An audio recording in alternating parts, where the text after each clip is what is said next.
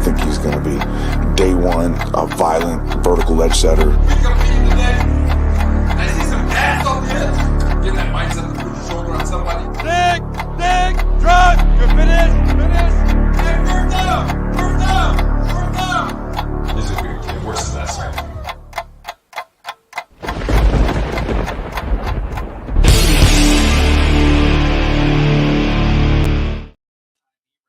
Interesting, everybody. Hello.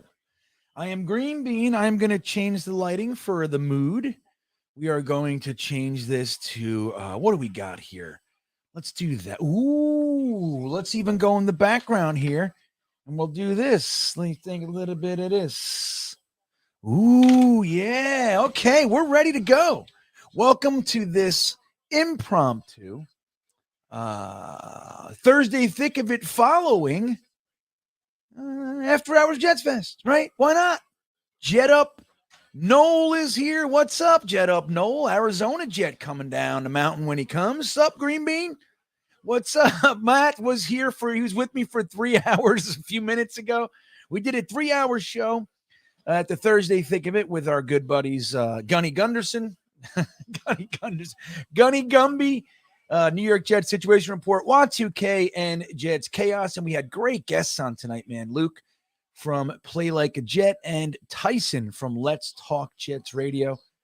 Just two of my favorites to actually absorb their stuff.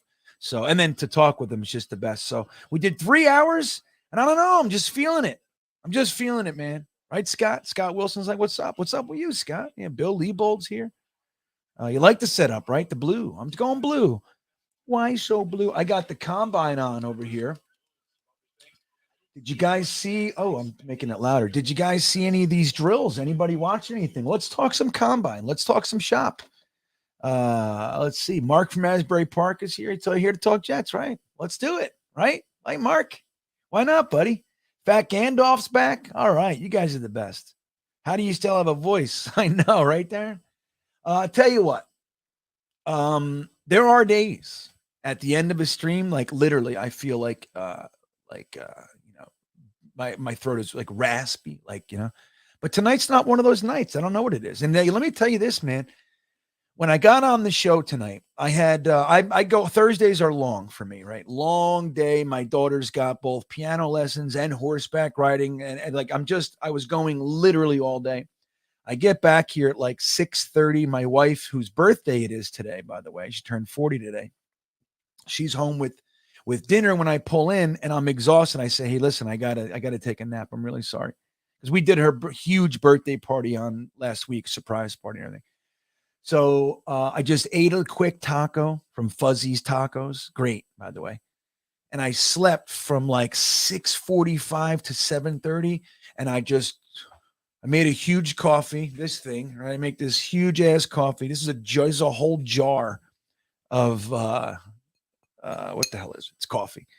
But I'm like, and I got on the stream with Jeremy, and I'm just like, before our show, and I'm like, dude, I'm exhausted.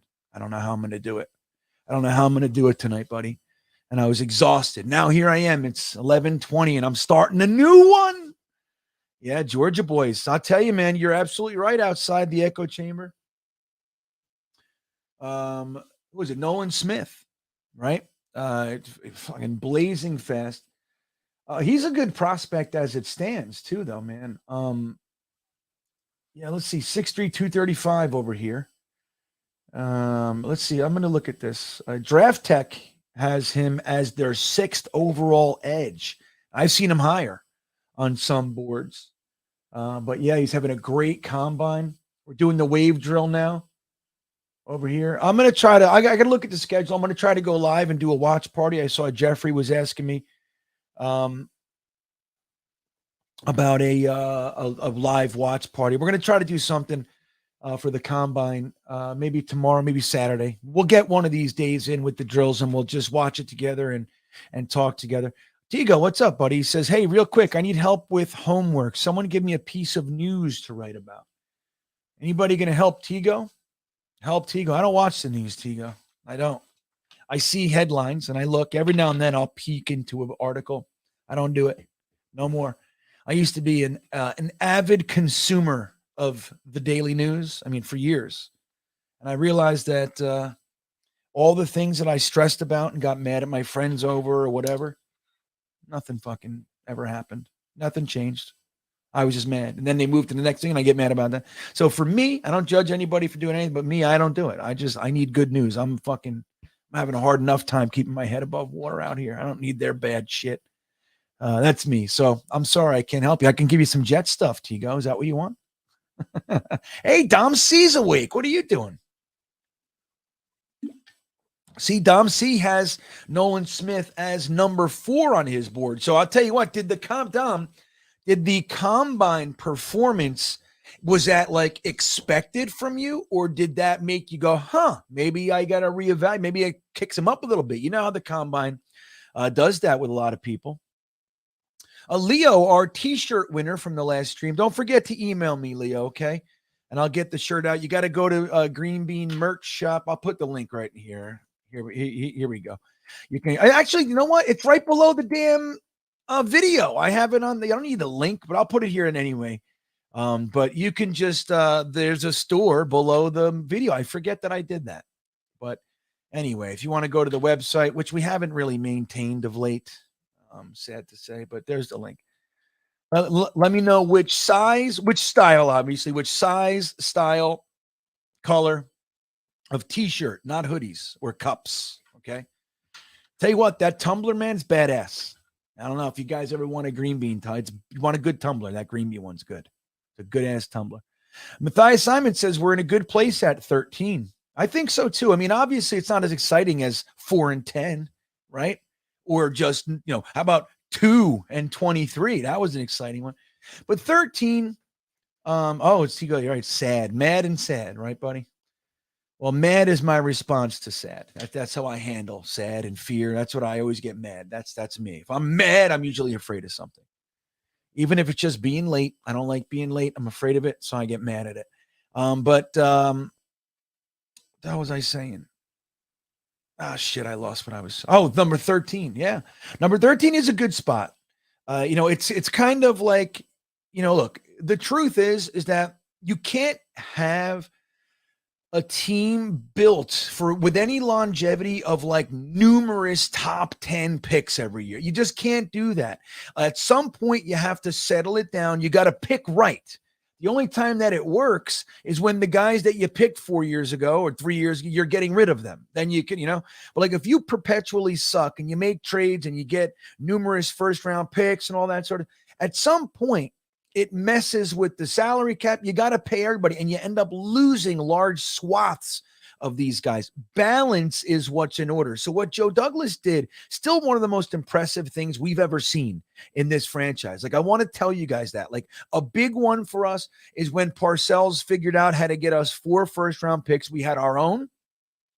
We lost Bill Belichick, so we got a first-round pick there.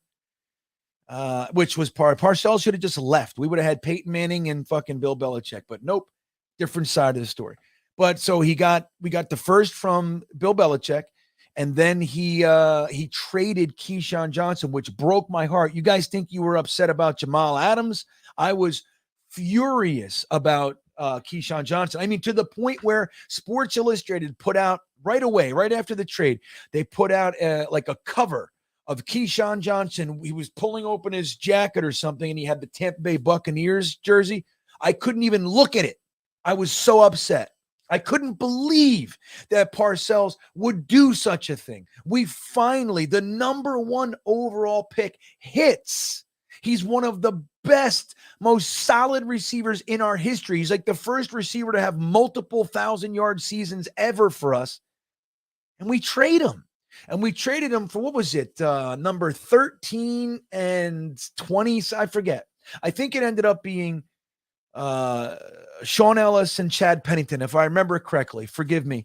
But I couldn't believe it. But when you're looking back at it, that was a fantastic coup, what we did. Sean Ellis, John Abraham, Chad Pennington, Anthony Becht, all very, very good players. John Abraham, elite. Sean Ellis, great. Chad Pennington, in my opinion, was great. It's just the injury thing for him, but we at least got to see him enough that, like, it wasn't like, oh, what could have been. Dude, he was good, man. We were winning with that guy, man. He was a winner. The injuries. Nick Hampton. Dom, what do you got? I didn't do anything on Nick Hampton. Dylan Horton. Okay. Look at him. Ooh, yeah. I love this drill.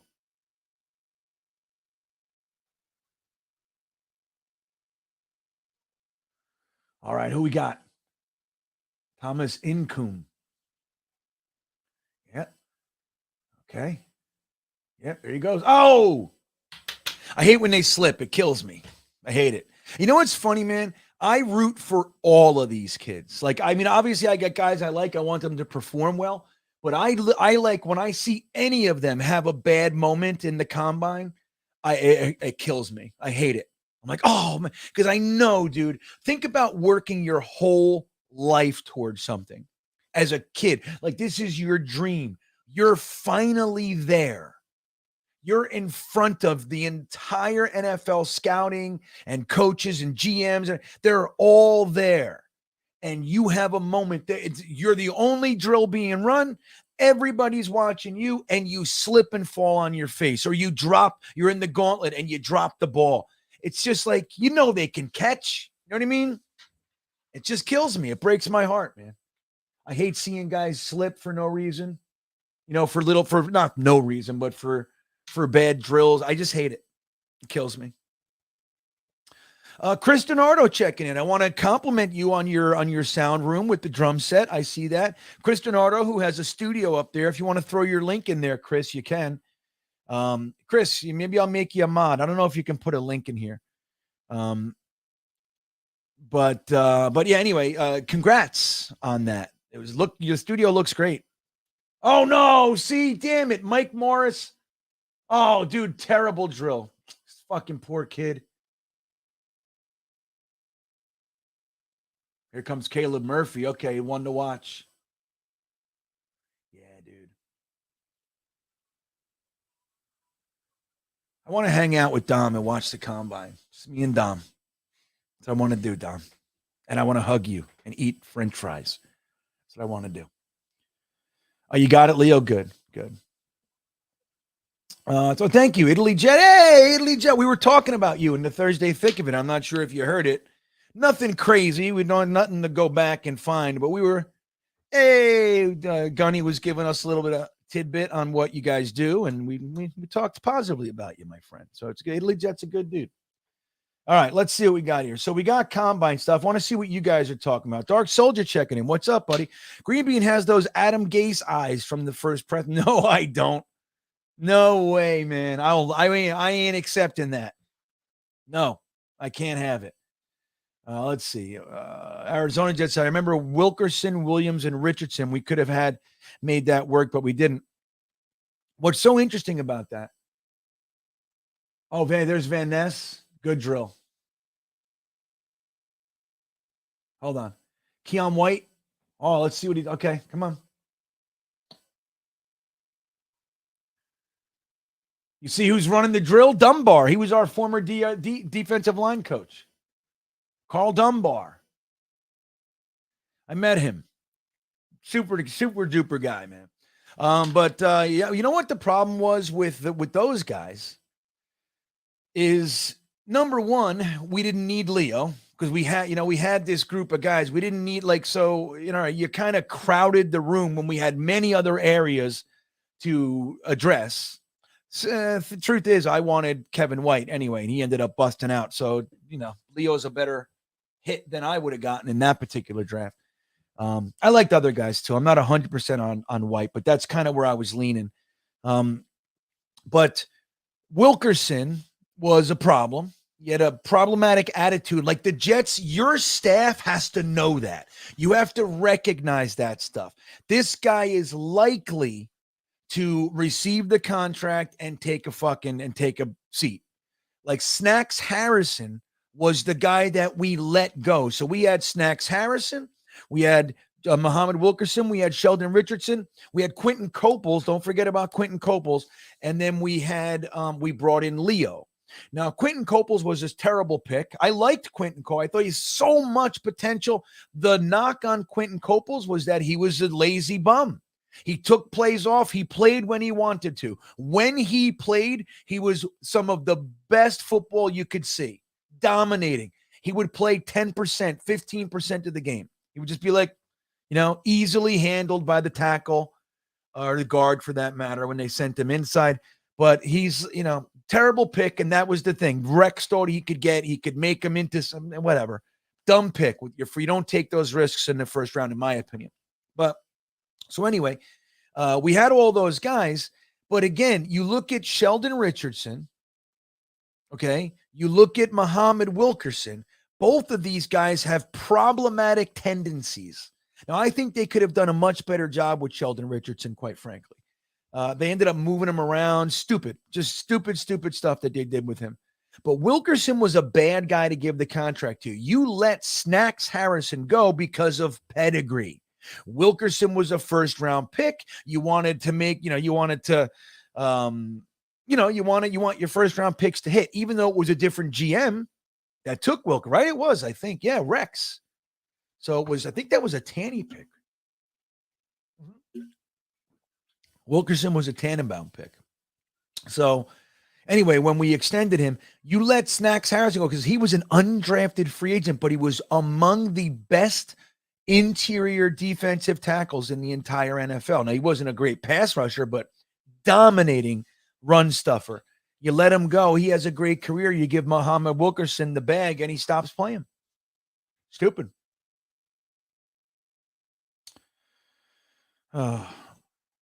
Oh my God, Matt, 43 in here. Now we got 62 in here. We only have one like. What are you guys doing? Milk thumbs.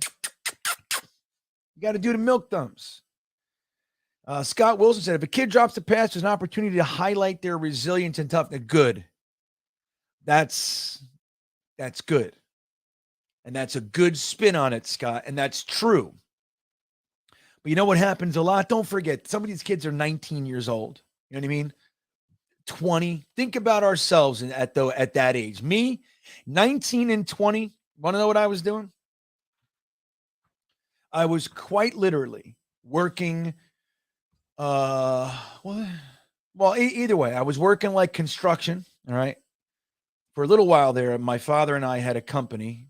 And so I did that. That was a successful period. But generally speaking, I would bounce around from construction job to construction job. I was smoking a lot of crack and I was drinking a lot of booze. And that was my life. That was just, I didn't know. So imagine being 20 years old and you're doing all this and you're psyched and then you drop it, Scott. Yes, that's a very good opportunity for resilience, but and like how tough, fortitude, right? But you can also understand like immediate. I mean, it's all seconds. Like he drops the pass and you still got the rest of the gauntlet. It could get into your head. And it's just, but you bring up a good point. It's like, but if you do drop a pass, how quickly can you snap back is probably pretty important. Again, I just hurts me on a personal level for him. I think you're right. I think you're right. You're right, Chris. I mean it. I wouldn't say it. Oh, I spent most of my life in studios, buddy. One reason or another. I was always in the studio, whether rehearsing, recording. Back in my day, we didn't have Pro Tools and shit in your house. I didn't have this setup. This didn't exist. You know what I mean? If you wanted to record, you had to go somewhere, even 8-track recording. I needed to go to a place. I went to Merlin Studios in East Hanover. Right? Scarcities. Yeah. Loved Snacks. He was so good. And he was good until a couple years ago. He was still good. He bounced around. He went to the Giants. Great for the Giants. Went to the Lions. When you're looking up like that. Oh, like that? I look like Gase? I got to stop doing that then, Dark Soldier. Yeah, so let's see. We met with a lot of safeties today. Did you hear the Deion Branch stuff? Let me see. I'll show you guys some stuff today. Deion Branch. Everybody knows his name. Deion Branch. Yay. All right, let's do this. Brian Branch. What the hell am I talking about? Brian Branch, Dion Branch. What am I singing? I'm singing the song too. I made a song about the wrong name. All right, Brian Branch combine interview. Let's do this. So he says a few things here. Let's see. I'm gonna share this with you guys. Hold on. Talks about the Jets a little bit. Let's see. Hold on.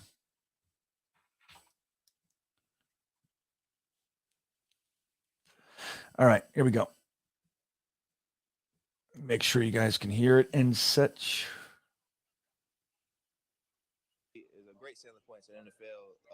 Shit, hold on, guys. Hold on. I gotta. For some reason, it makes me do this. You have to let. Oh, look, there's us. Hey, how you doing? I'm gonna give myself a like, but you have to turn it up here. You have to let. Oh, look, there's us. Hey, how you doing? I'm gonna give myself a. Yay. Okay. Oh shit. All right, hold on.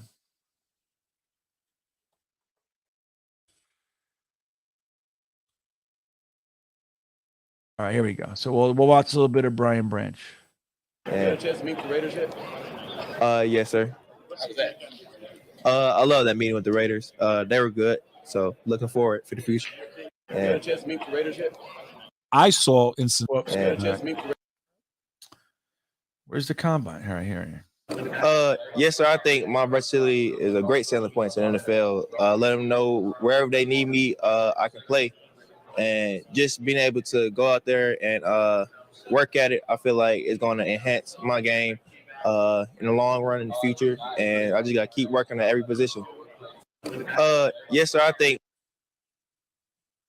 So let me see this. Jets. He talked about Sauce a little bit today. Maybe they don't have it up here. It's on Combine. Let me see if we could do it this way. Instagram. Some people were putting it out there. Let me do this. Look at that. Let me see if I can. Robert Saleh. All right, it's not going to come.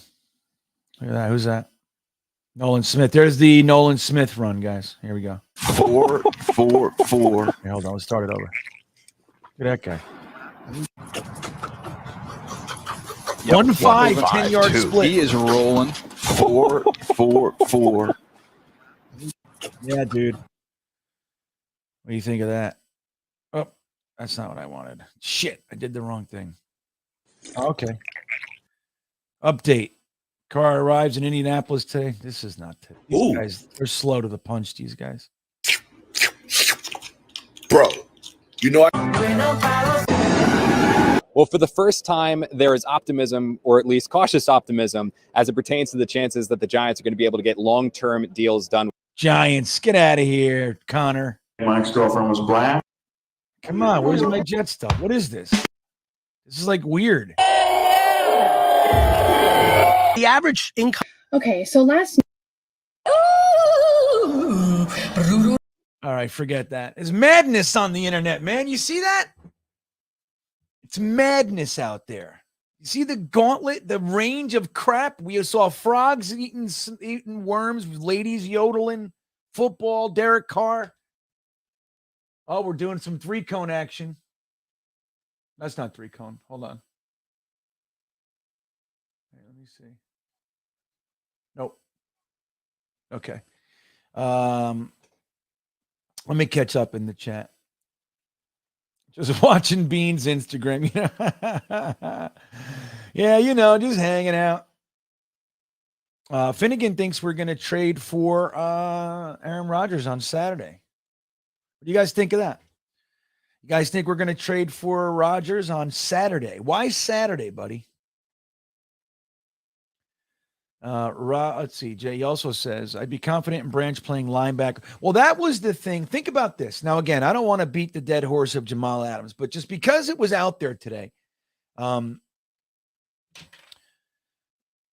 think about in the event, let's just say the Seahawks cut him. Jamal Adams has fallen from grace. Nobody's offering him 12, 14, 18. Nobody, right? Just over. And you can get him. You can bring him on. His agent talks. Joe Douglas could have his cake and eat him too. He gets 2 first-round picks for him. He wastes his time in Seattle, and you bring him back and you fucking play him at hybrid linebacker instead of bringing back Quan Alexander or whatever. Do you think that's something? I mean, again, I don't want him. I really don't. But when you talk about potential options out there, it'd be crazy. Rob V, let me tell you something. Carl Lawson is going to have a monster year. Carl Lawson had a good year for us last year too, man. He was healthy the whole year. He had 7 sacks, just oodles and oodles of rush, hurries, hits, quarterback hits, like oodles, and he was held constantly. And this was his first year off the Achilles. It's a widely known, or at least considered widely assumed, that the second year after an Achilles is really when it's 100%. Like that first year, there's still kind of lingering limitations. So, I mean, I think Carl Lawson, I would love to see them be able to renegotiate, man. Like, get them down from 15 to 11, right? You get that $4 million. Then you get CJ Mosley down to 10, and you get that $11 million back from him. That's now $15 million that you just got, and you kept them both. You just made $15 million, and you get to keep the players. I think, look, you can't just cut everybody. You know what I mean? You just can't. You got to have players on your team for a while. Now, the fact that Carl Lawson got hurt his first year, this was the first year. He got to read the playbook. He got to run around in shorts. But this was his first year with us on the field for the New York Jets. And we want to get rid of him already. Now, if we do, because he's saying, no, I signed a contract for $15.4 million. I want it. Hey, man, look, we're going to end up having to cut you. Then cut me. I'll go get it somewhere else. If he thinks that, maybe. Then maybe you do have to cut him. But you got to at least sit down and say, look, dude, we love you. We want you here. You're just scratching the surface. We're just getting started, man. We can get you down. We transfer some into a bonus. You get him more money now instead of waiting. We'll guarantee this. But we got to get you down to the $10 million range. We got to. We're not going to be able to build a team. Or if I can push the money to next year, you can do things. There's all kinds of things. I'd like to see him stay. Wild Wave checking in. He says, dude, I really want to trade out of the first round. Well, I tell you what, there's wisdom there. It might not be the best move, but think about this. Let's say the Jets have 6 guys with first round grades. Okay. And none of them make it.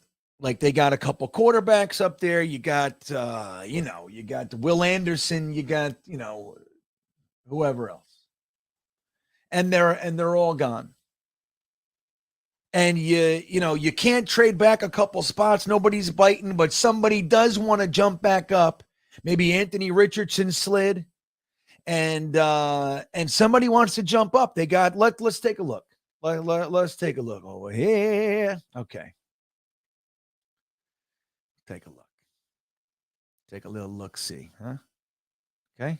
You ready to take a look? Hold on. Take a little look. Just a little look. Nothing big, nothing crazy.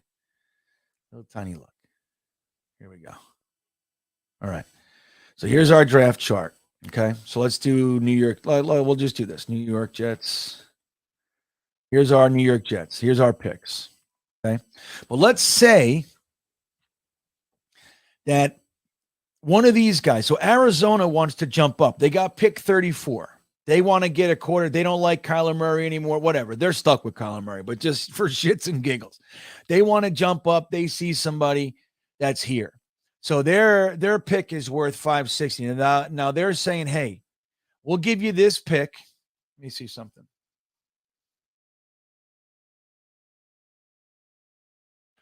We'll give you $34.66 and next year's first. All right. Because the Jets are way up here at $11.50.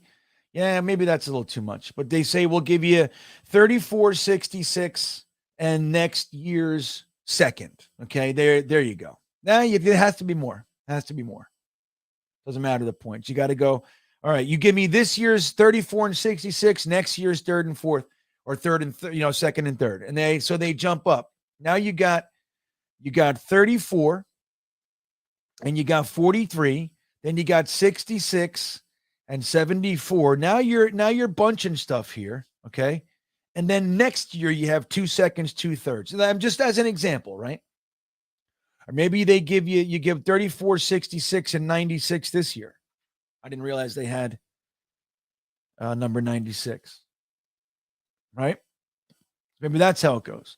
So, it might behoove you. Like if you don't have somebody rated, it's like it's not worth the pick. I think the guys I can get at 34 are going to be in the similar tier, most likely, that I can get at 13. I don't want to take them at 13. I want to squeeze the lemon. It might make sense. Now, me personally, I think 13 all the way out. Wild Wave is a little bit far for me, but I really hope we move back, unless one of the top 3 tackles or so, whoever they got, slides, or Brian Branch. Like let's say they got, look, if one of the top, let's say if Skoronski or Paris Johnson, one of those 2 guys makes it, they're taking him. Then they got Brian Branch, they're taking him. And maybe, like, hypothetically, one of these defensive linemen, Jalen Carter or whoever, they make it. Hold on. Whatever happens with him, of course. I'm just as an example. And they're just going to take him. Right? There's not worth trading back. I'm taking Brian Branch. Like, you know what I mean? Something like that. It's too good. Brian Branch with Sauce and DJ Reed. It's too good to pass up. We'll fix the offensive line in the second and third. That kind of a thing. That's fine. But again, if none of their guys are there, if they're like, well, I'm taking a second tier guy that I could very easily get similar talent, most likely in the 30s or in the late 20s, you do everything you can to trade back. Everything you can. Even if you're taking, 60 cents, 70 cents on the dollar. So like maybe the cost to move where they are is a second and a fourth, but you just take the second. You know what I mean? Something like that.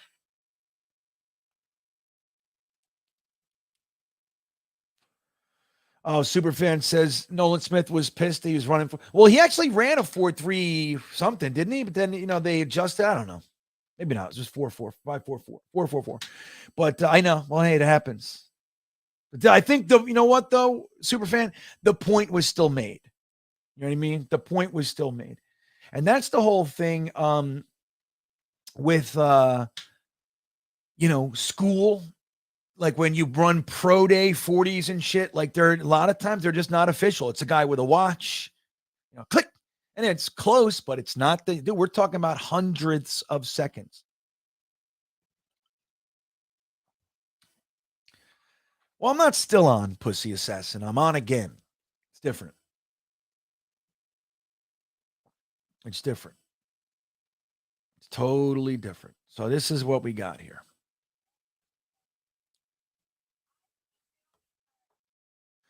Who's your trading partner, though, Wildwave? You want to bounce out of the first? Who do you got? Who we looking at here? Okay. So here we go. Who we trading with?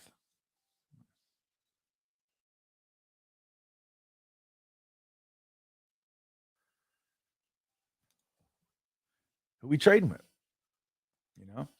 Hennessy. What's up, Hennessy? He says, if we could sign Carr and somehow trade for T. Higgins and draft a tackle and center. Well, dude, T. Higgins, let me tell you a secret. T. Higgins was one of my 3 favorite receivers in that entire draft.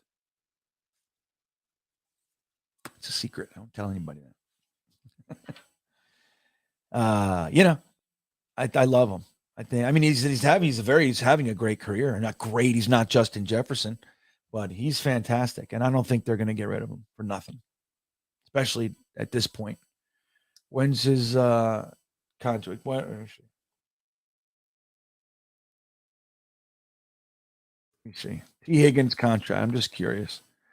Spot Track will tell you that he signed a 4-year. Let me see here. Oh, his market value right now is 4 years, 80 million. So they're saying 20 million. That's what he's going to be getting. Jeez. Okay. Because this is the last year of his contract. So, dude, right now he's making 3 million. So, dude, if he doesn't hold out, he's not making. He's making 3 million. If he doesn't hold out, dude, you're getting, a legit receiver for chump change. Like his market value is 20 million. You don't trade that away. You just don't. Unless somebody's saying, I'll give you 2 firsts or something crazy. You don't do it.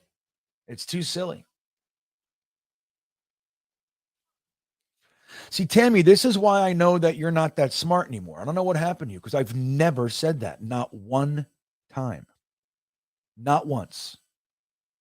So either you got a whole bunch of cotton and shit in your ears, or you're choosing to hear something that's never been said.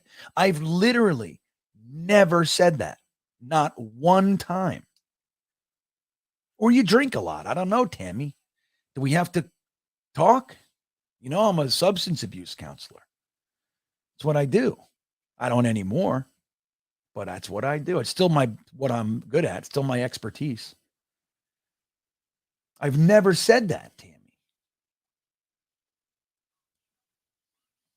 Why does Tammy think that, guys? Does anybody else think I said that? What the hell's the matter? How does that happen?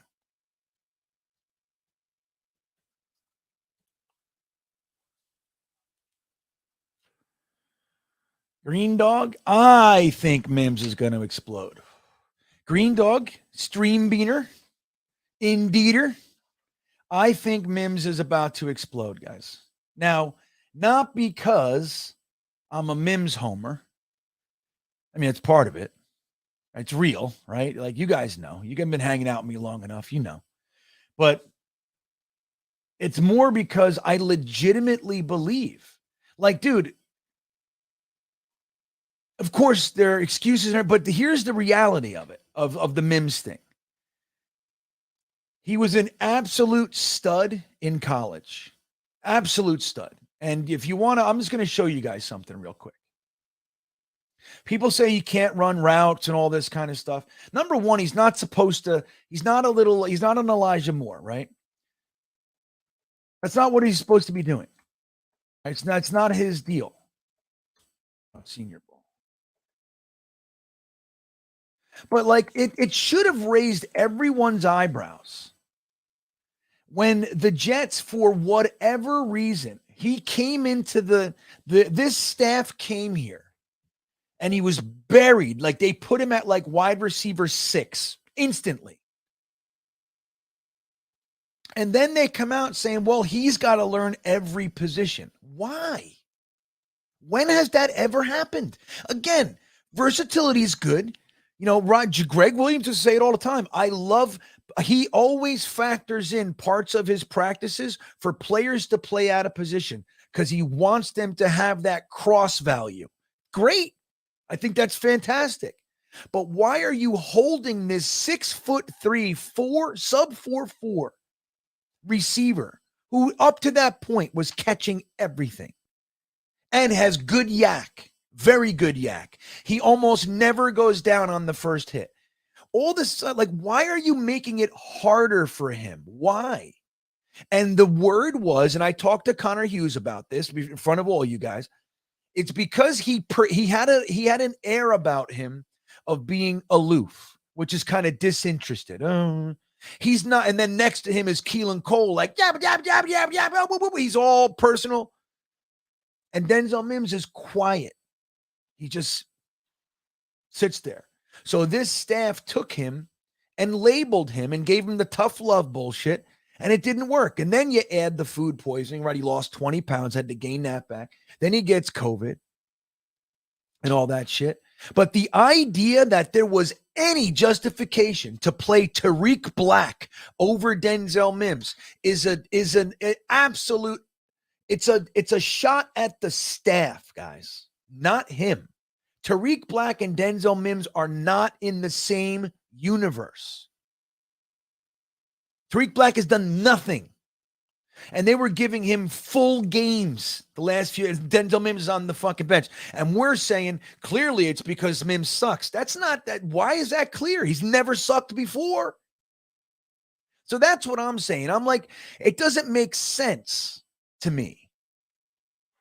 He fell off a cliff suddenly. Why? Well, it turns out that LaFleur did it with Elijah Moore. He's done it with Michael Carter. Not quite the same. But he alienates guys. So Mims was just the first guy he alienated. So that's the thing. It's like he might never be anything, right? But I think, and he showed it last year too, man.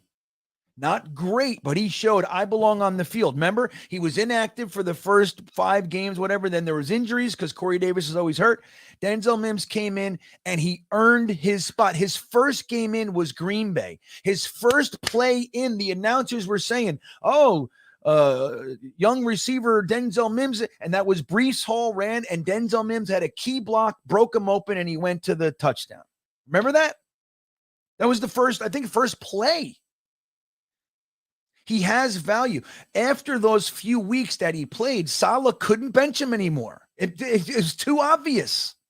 He might not be Garrett Wilson, Corey. He might never be those guys, right? That's fine. But he belongs on the field. The fact that you're playing Jeff Smith and fucking Tariq Black over him is just, it's ridiculous. He doesn't know the playbook. Well, then fucking put him in there and run the play put him in there for the plays he knows. He should get 15, 20, 30 plays again, whatever it is. You know what I mean? It never made sense from the word go. And anybody who was paying attention should have been like, the hell is that? But we wanted this coaching staff to be good. That's what it is. And you support them, and you want so badly for their decisions to be the right decisions. Well, we fired the guy making those decisions, guys. And after, people asking for trades, and now we know that he was yelling at him in practice, you suck, and all those kinds of things. So I'm hopeful. Now let me just show you. When again, he's never supposed to be, a shredder. But take this is Denzel Mims at the Senior Bowl.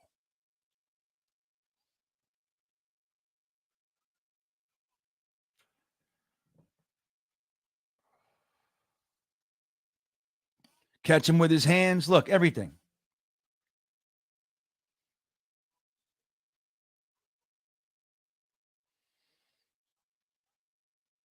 You see it?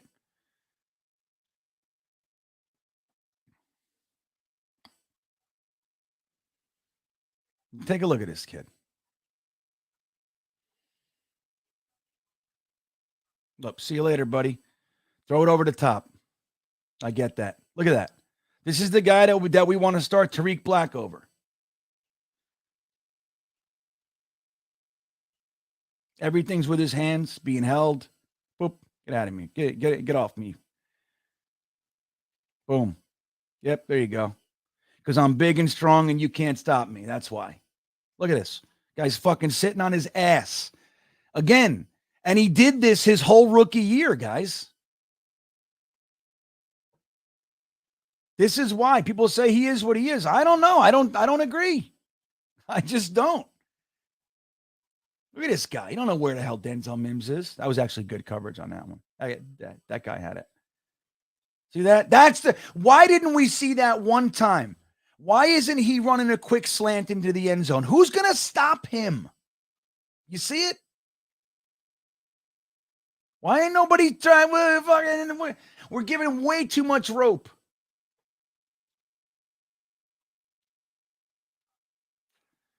And the thing is, look, if Mims didn't have the rookie year, I want to just tell you guys something. If he didn't have the rookie year, I might find it more difficult to defend him like I do. Like maybe he just cannot play at the NFL level. Okay, that happens. You guys see it all the time. We talked about Kevin White earlier. Dude, he was a beast. He ended up being the 8th, 9th overall pick that year. He was a beast. Sucked in the NFL. Just couldn't do it. And he was injured a lot too. But Denzel Mims came in and he had that rookie season where Sam struggled to find them. Flacco came in and Mims was all of a sudden lighting it up. And those over the shoulder, like sideline grabs, man. And then when he would throw over the middle, he would just toss dudes. It took 2, 3, 4 guys to bring him down. He always got, 3 to 10 yards, 15 yards in some instances after the catch in the NFL. And then this staff came in and they didn't like him. Yeah, this simple. LaFleur.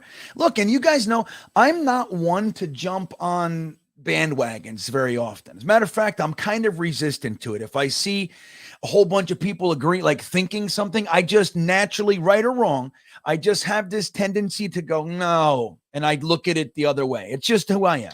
I'm underdog guy. It's just part of my makeup. Doesn't mean I'm right. I'm just saying I have that tendency. But when everybody was talking about, Denzel, well, I was thinking, no, like when everybody was like talking about like LaFleur, right? LaFleur, yes. When everybody was saying like LaFleur sucks and all this, I was looking at it through an analytical lens. You guys know, I even brought Dom on. We looked at some of the plays that were working. Like a lot of LaFleur's schemes work very well. If we had a quarterback that could hit it, it would have worked a lot of the time, right? It was the quarterback time and I watched every game on all 22, sometimes 2 and 3 times. And it was just painfully obvious. The schemes are working, but the quarterback and then sometimes the offensive line were a huge problem. But that all said, we didn't know to the degree that LaFleur was kind of eroding the fabric of the offense. And that's a big reason why they were so inept. And we said it from the very beginning. Some of his personnel decisions made you had to scratch your head. And obviously, Noah Sewell, hold on. I like this guy. Let me see what he did today. First run, 4.7. 4.7. 4.72, then a 4.74. It's good.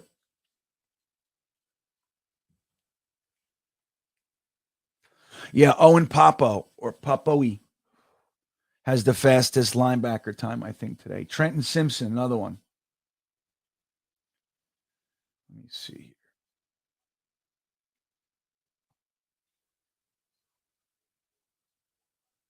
Oh, Trenton Simpson. Let me see it. Do I have any? I thought I had something on him. Oh, yeah. There it is. Let's see. I'm curious to see what Trenton Simpson. I know I'm watching it. They're not doing it now, but I'm watching now. So his first run was 4.5. Very good. I love the combine. 10-yard split. Oh, they didn't put it. Thought they were gonna. Oh man, look at that stride. So he had a 4.50 and a 4.53. Excellent. Excellent. Excellent. Dom's in bed. I know that.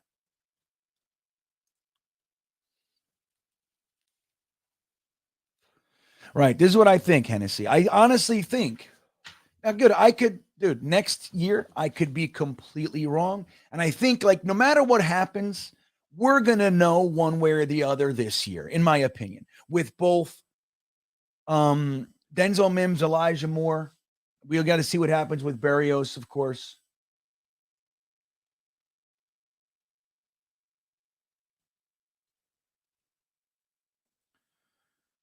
Charlie Thomas with good times too, 4.58.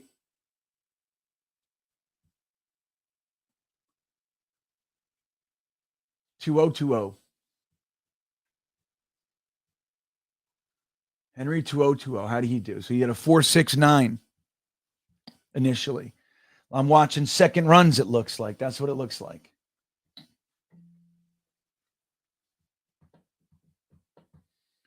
Man, I would suck so bad. I've never been all that athletic. I was athletic enough to do some things, but I was never these guys. And not that I ever had the chance. Dom will tell you, we had a terrible, terrible. Dom C was telling everybody the other day. Dom C, who grew up in the same town as me, he went to a different high school specifically because the sports at my high school were so ass backwards, bad, terrible.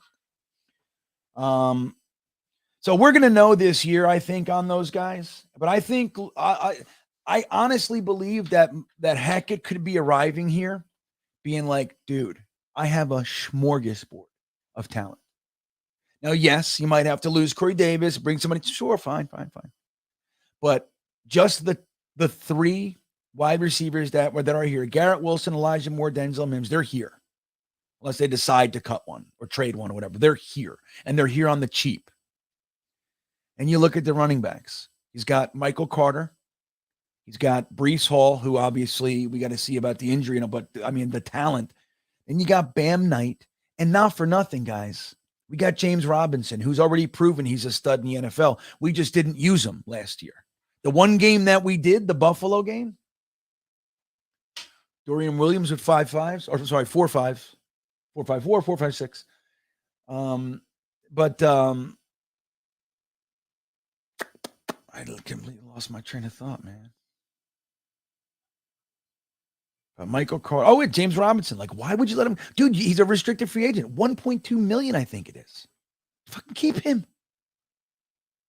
Just keep him. Imagine James Robinson is your third or fourth dude, and you got Bam Knight, Breece Hall, and Michael Carter.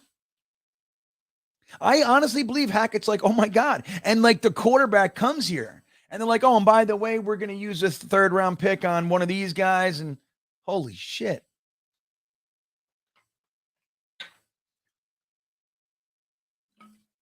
That's what I believe. I believe we get this quarterback right, dude. We already have an arsenal. Not to say that it's perfect. And then look at the tight ends. Holy shit, guys. We got Yeboah and Ruckert on the back burner.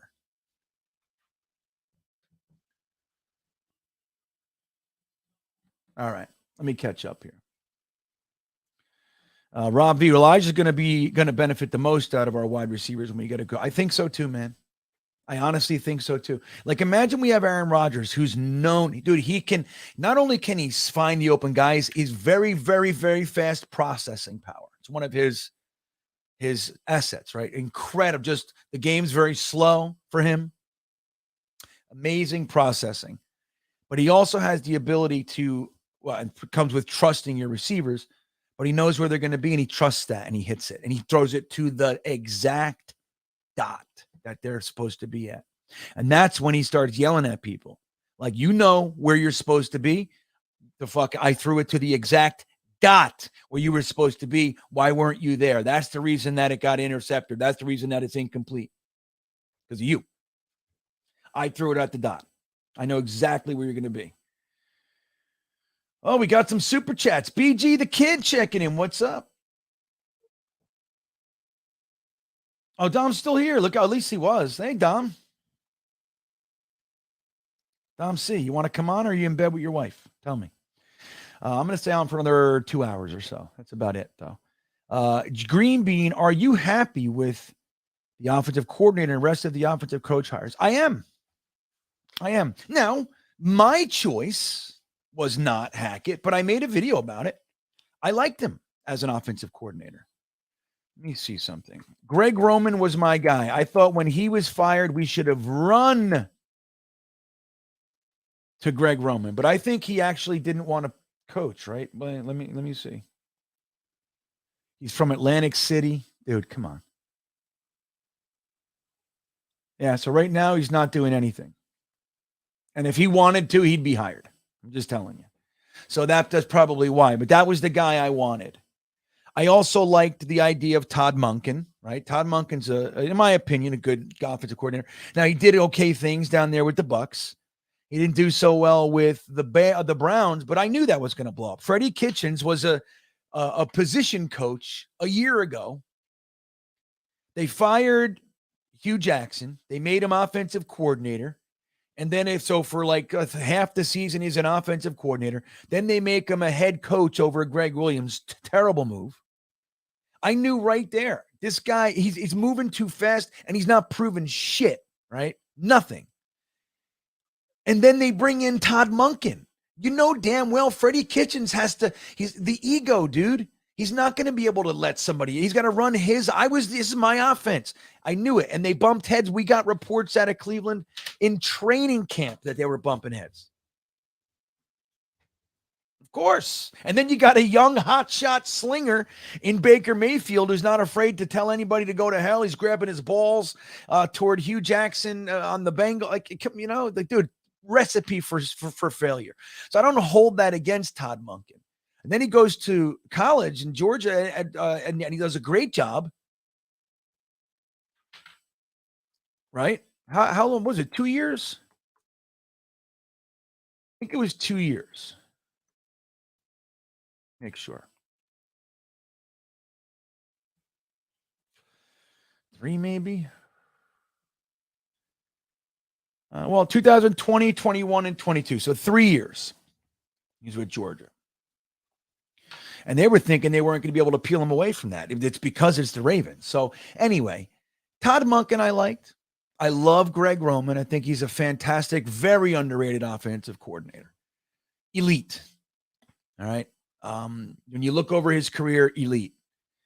What he's done. But Hackett to me was in that top 5-ish. I certainly didn't want to see the Jets go out there and hire the Eagles passing game coordinator because of one hot year with Jalen Hurts, and he's never called plays before. I just didn't. How can we fire LaFleur and bring in another guy who's never done it? Like, you just can't. So that was my number one bugaboo. I just, no matter what we did, we had to do that. So I was very happy that we didn't do that. When we brought in Hackett had been an offensive coordinator for 3 teams. Been there, done it. He's had success with numerous quarterbacks. Pro Bowls, MVPs. Now, of course, Aaron Rodgers is Aaron Rodgers. But he was also the guy that worked best with Aaron Rodgers. Don't forget, man, Aaron Rodgers is very particular. He got, what the hell is his name? The coach. Guy I wanted for us. The Dallas coach, right? What the hell is his name? I can't believe I'm just fried out. But you know who I'm talking about. Obviously I know who it is. He got him fired because they didn't agree on offensive philosophy.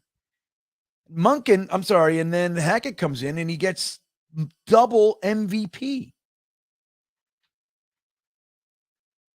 Now, if they stopped using their first round picks on quarterbacks and gave Aaron Rodgers a premier talent like a Justin Jefferson or something like that. Now, he had Devontae Adams and everything. Devontae Adams was a 3rd round pick. Right? Let's see. Devontae Adams, 2nd round, 53rd overall. So that's still a premium asset, of course. But they didn't give him the top receiver in the draft ever. I don't think ever.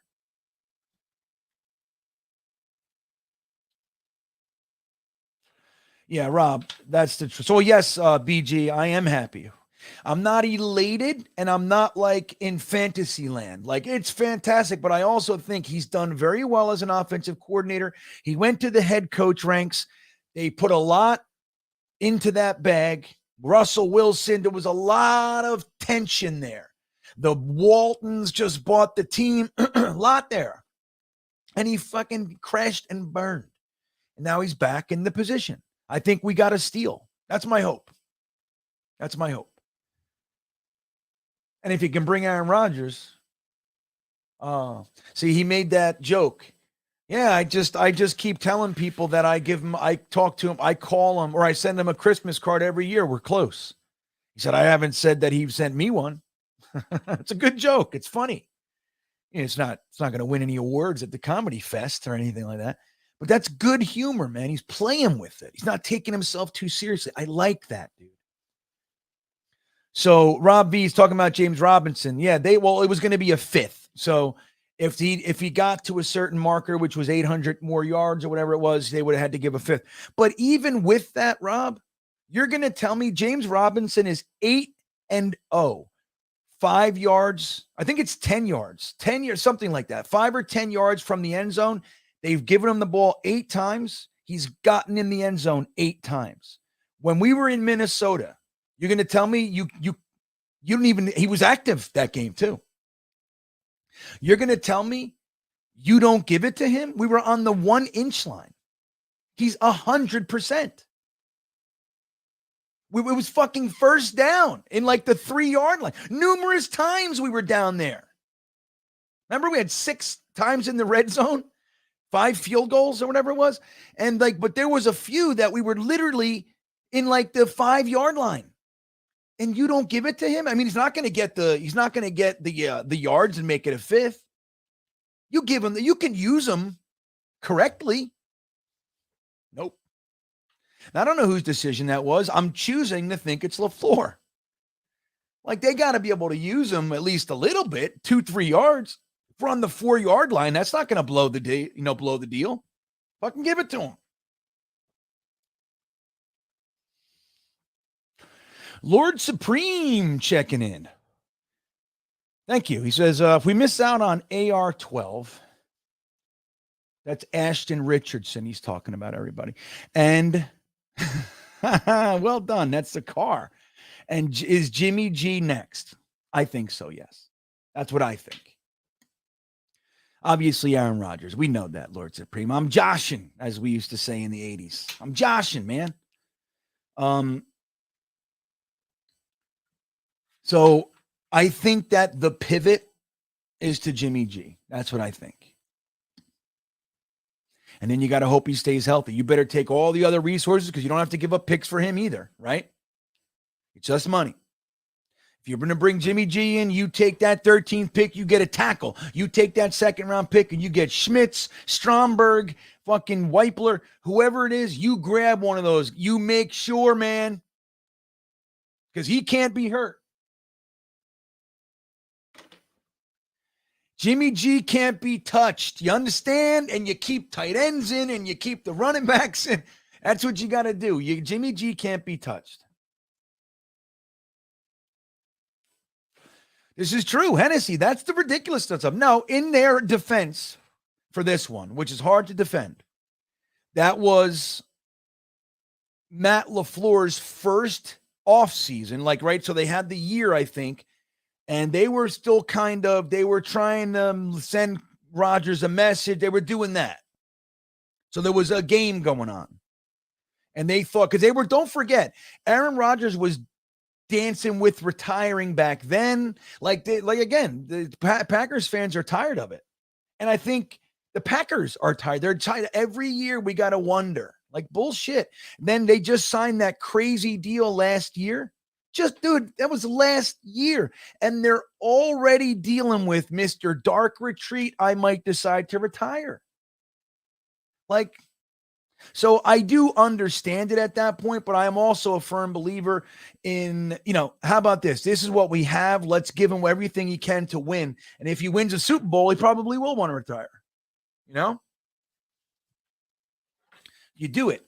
But again, dude, that's worked for the Packers. The Packers have had 2 consecutive Hall of Fame quarterbacks. 2 consecutive. And they brought in Aaron Rodgers when Brett Favre was not in his prime, but he was still top of the NFL, man. He was among the elites. And they sat Aaron Rodgers for 3 seasons, 5, 6, and 7. They sat Aaron Rodgers for 3 seasons. It's crazy. Think about that. So it worked. So they have a formula. It might not have been, Matt LaFleur could have had no choice in the matter because they didn't just draft him. They traded up for him. They gave up an additional 4th. So that was a 1st and a 4th to get a guy the same position as Aaron Rodgers. And Aaron Rodgers is in his, I wouldn't say his prime, but yeah, I guess, no, not his prime. But I mean, he still won multiple MVPs after it. So you could argue that it worked. You could, right? There's an argument to say, nah, dude, when we did that, he came out and won back-to-back MVPs. So you tell me if it worked. There's an argument there.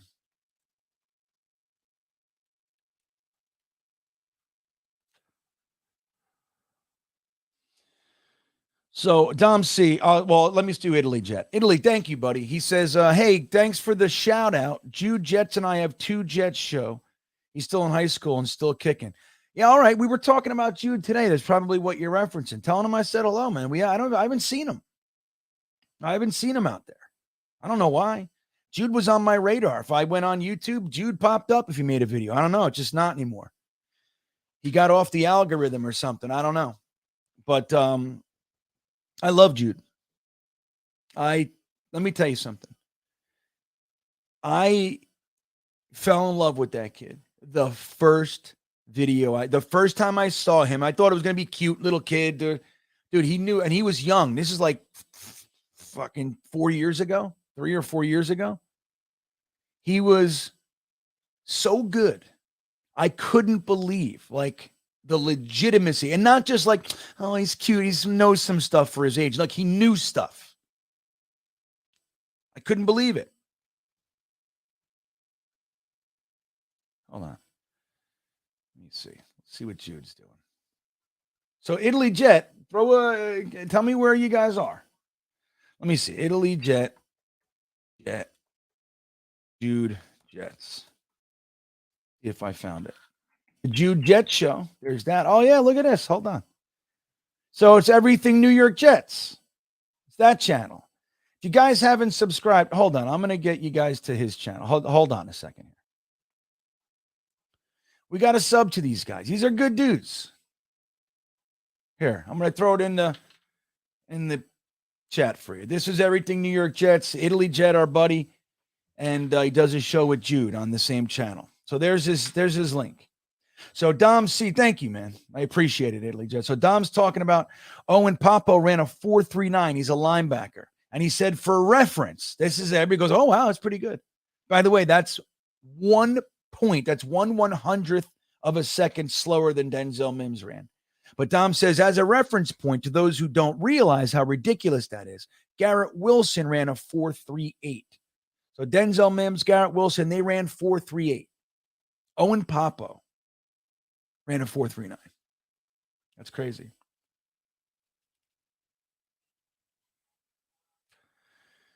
He certainly did. Green Dog, Green Stream Beaner checking in. He says, Robinson looked great against Buffalo. Dude, that whole fourth quarter drive when we owned it. Like we took the fourth quarter away from the Bills on James Robinson's back, on his legs, let's say.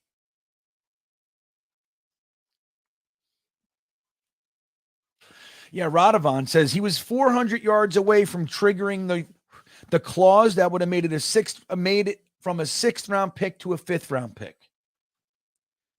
So it wasn't even close. Right. We could totally use him you could use him as goal line all year. And then look, when you get 20 yards away, 50 yards, you stop.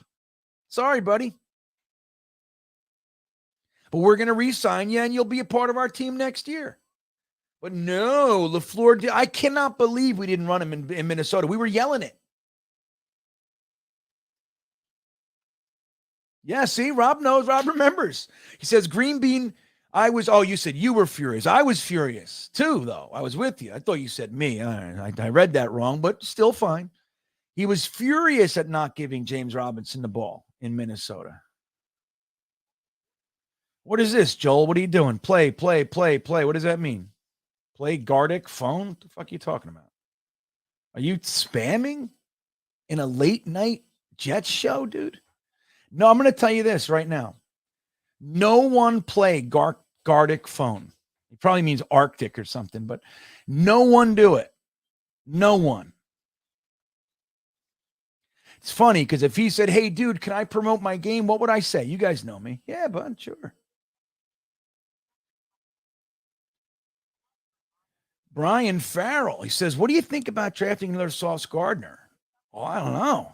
They don't grow on trees, buddy. But maybe look, if the tackle you like is gone at 13 and you see 3, 4, 5 more that you like, you can get in the second. I have no problem with them taking Brian Branch. None. Do it.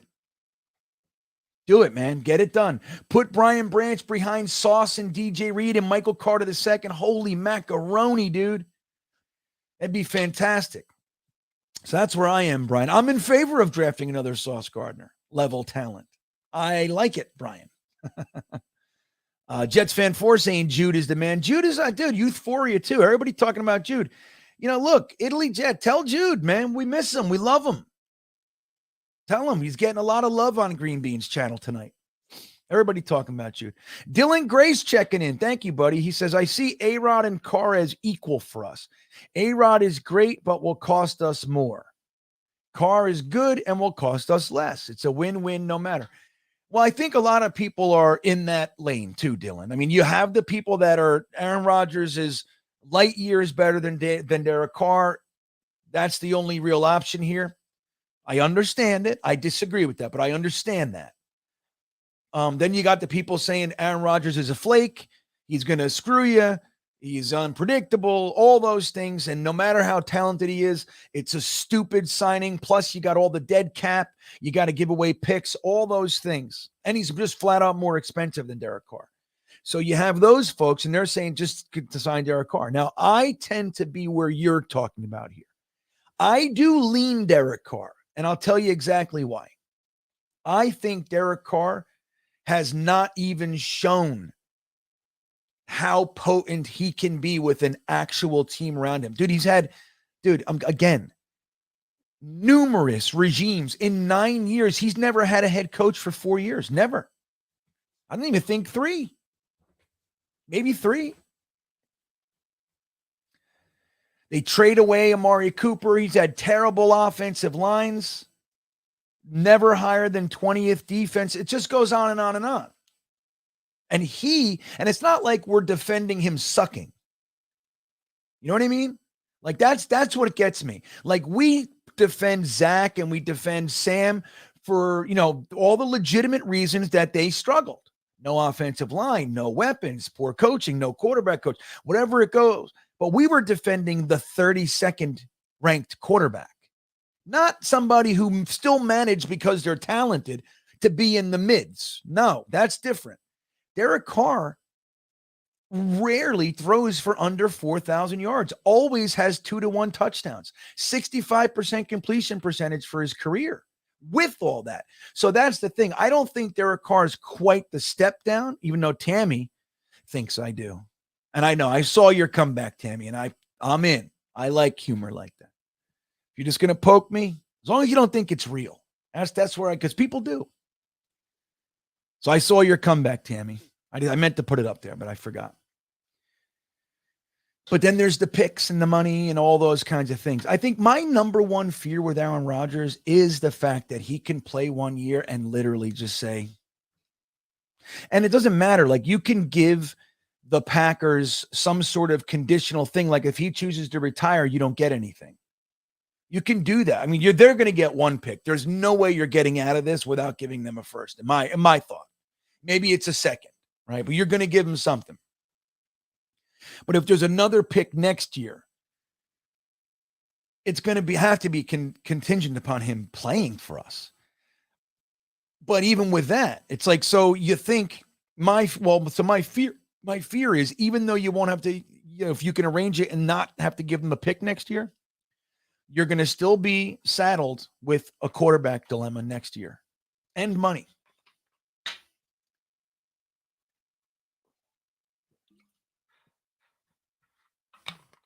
So that's my fear. It's not that, all right, if he guarantees us 2 seasons, and look, that gives you time to try to make something out of Zach, who's an uber talented kid. You know that.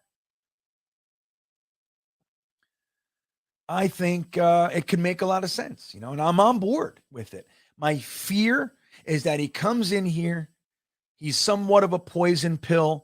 There's a lot of drama that we can get through, but then, so he does that. And then after 1 season, he goes, I don't want to play. I'm done. That's my fear. And it's real. That's my fear with him. Not that he wouldn't be great here. I think he would. BG the kid checking back in. GreenBean, what are we doing at left tackle, right tackle? I'm nervous about the O-line. Well, this is what I think. So if I had to predict right now what's going to happen, this is what I think is going to happen. I think Dwayne Brown's coming back. I think Mekhi Becton is going to be given every chance to compete with the rookie that we bring in. We're going to bring in a first-round rookie. Mekhi Becton is going to be given every opportunity to beat him.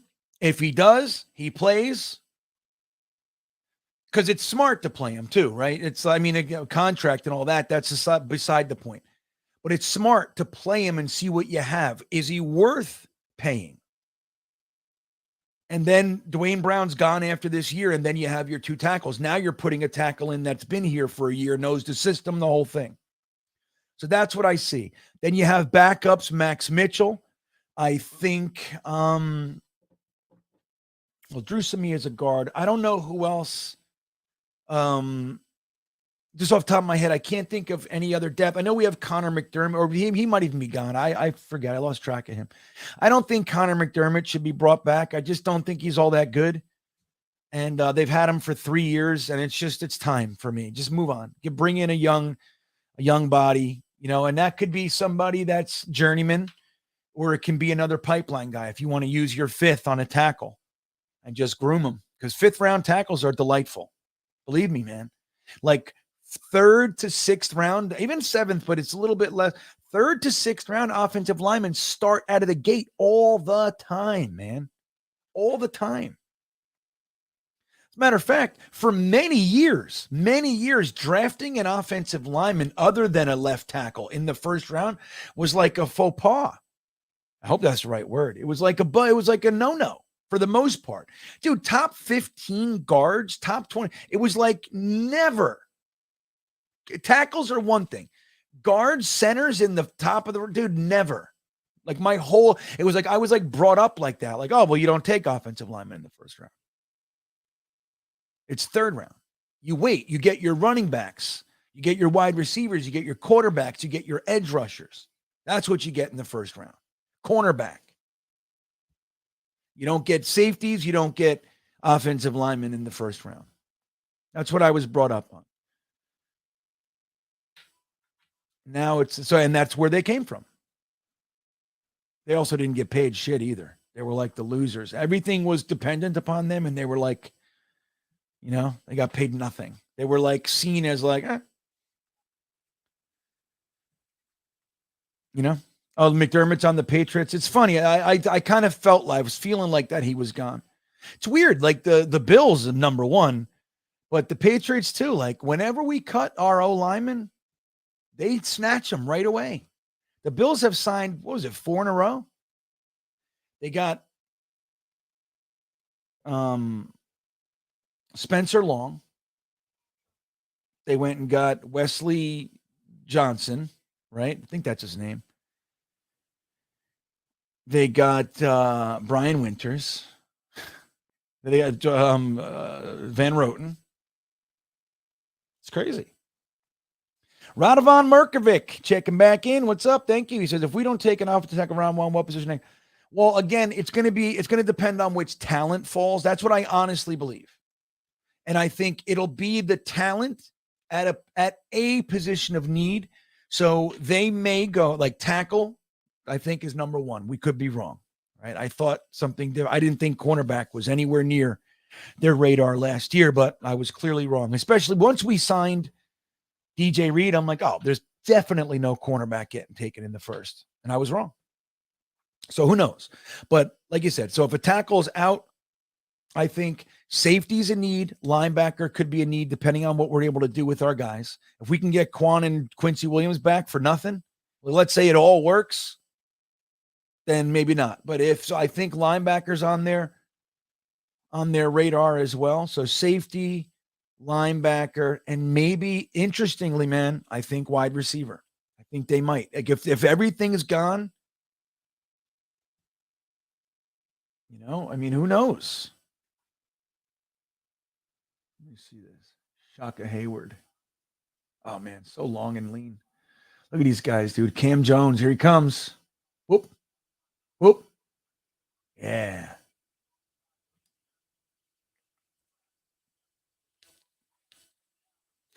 Like we were talking about Dom C, we were talking about wide receivers recently, right? And we were going through, actually, you know what it was? He was on Jeremy's channel and they were talking about wide receivers. I think it was. And then we brought up the idea, like, all right, what if everything falls a certain way? And it just so happens that Jordan Addison slides right to 13. And you can't trade back. It's just not, you don't have a partner. They'll give you a fourth or something like that. It's just not, you can't do it. So you got to take the most talented guy. And like Jordan Addison slides. And he's there at 13, which I don't know if he will be. He might. Or for our purposes, like, Njigba. Like, what if they're there? Imagine bringing him on. Hold on. Man, I love the fucking combine. I gotta just sit and watch it. But can you imagine? Imagine bringing him on and then Garrett Wilson and him. Garrett Wilson keeps saying he's better than him. Nah. But imagine, like, you have the opportunity. It's like now maybe not the way we were planning on going, but there ain't nothing wrong with adding one of those guys to the mix. It's not going to be running back. In my opinion, it's not going to be quarterback. Maybe it is. I don't know. It's not going to be tight end. It's not going to be center. Maybe they do that. John Michael Schmitz is so good. Maybe they say, hey, we really wouldn't normally do this, but we need a center. He's clearly the best. He's the AVT on our board this year of offensive lineman, interior. He can play guard. He can do anything you need him to do, but we need a center. And he's sitting there, and they just say, you know what? Screw it. We know we're getting a plug and play. You know it at a position. They can do that. It's crazy, right, to think, but it's real. So I don't know. It's kind of, there's a lot there, Radovan. Like, I think tackle's probably the way to go, but you don't just take a tackle. Like, if you have 2 tackles with first round grade and the other ones you have second, third, and all, you don't just take the next guy because he's the next guy. You don't do that. That's fool's gold, man. That's called reaching.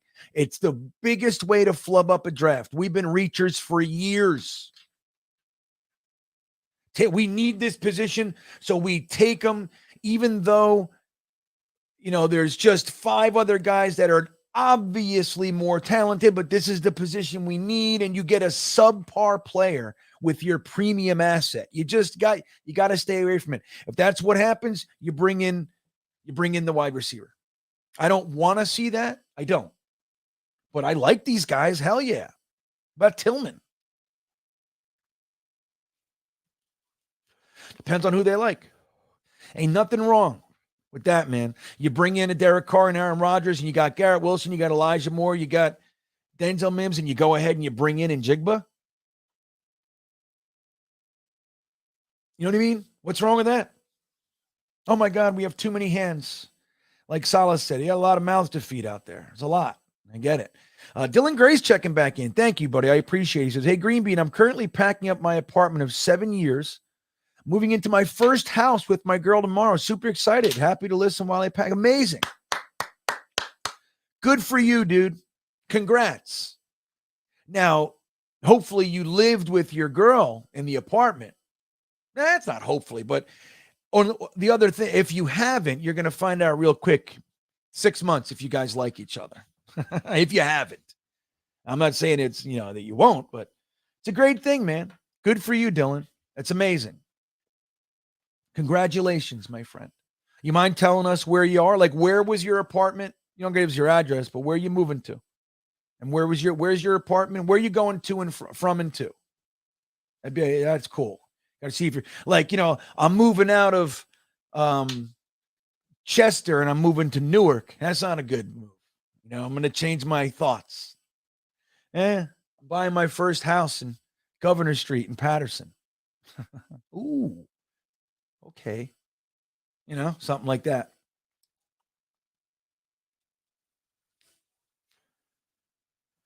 Oh, let's see what else we got. Oh, it's getting late, huh? 12:40. Still 85 of you guys in here. Holy shit, guys. You guys are the best. So Dylan, you guys been together for 2 years. All right, that's good. Wait, were you living together? That's the question. Breesy, huh? William Pineda? You think he's worthy of a 13 pick? Let me see. Let me look here. They got him as a 1 or a 3. Let me see something. They got him as a 3 here. I think he can play. Well, we don't have a 1 anyway. But maybe. I don't know. I'd be nervous. But I forgot about defensive tackle. Like, what if the Jalen Carter thing just spooks some people? Just spooks them. And, he's not going to go to jail. He's going to do some whatever. He's going to maybe get suspended for I don't know. Who knows? But there's going to be something. But he's going to be able to play. And you have him sitting there at 13?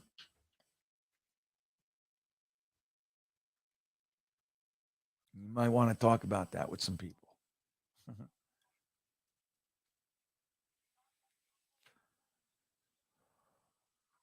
Hennessy says that's if the tackles are gone, you take a playmaker. Yeah, I mean, well, that's right. Well, let's say, assuming you can't trade back. I mean, you need a partner, and you can't just trade back. Same thing, like I said, with reaching for a player. You can't reach for a trade. You can't just take a trade. You have to get your value. You have to. Like, if you trade out of a top 15 pick and you don't get a first or second, like multiple pick, like it has to be, you can't. Like, if they say, hey, we'll give you a third and you slide back to 25, like, man. Even if on the value chart it's a little closer than maybe you think, you don't do it. Baltimore to Baltimore County. Good for you. I was married in Baltimore County. I was married in Reisterstown, Dylan. Did you know that? I was married at the Gramercy Mansion in Reisterstown. I love that area. It's gorgeous. Let's see. Oh, that's it, Rob. I mean, again, look, you got to get all this trouble, right? You got all this trouble with him. So we have to see what it is, right? You don't want to, somebody says, hey, there's a turd in this sandwich. And you go, it looks pretty good, but there's cheese. Yeah, I'm just telling you, there's a turd in there. You go, let me see. And you bite it. No, shit, there's a turd in there. Yeah, you don't want to do that, right? So you got to look at it. You got to, can I lift the thing and see if there's really a turd in there? Yeah, go ahead. Oh my God. You have to check. You have to make sure. But are you willing to maybe take a 4-game suspension to get him? Dude, if Jalen Carter's there at 13, I don't think you even have to question it.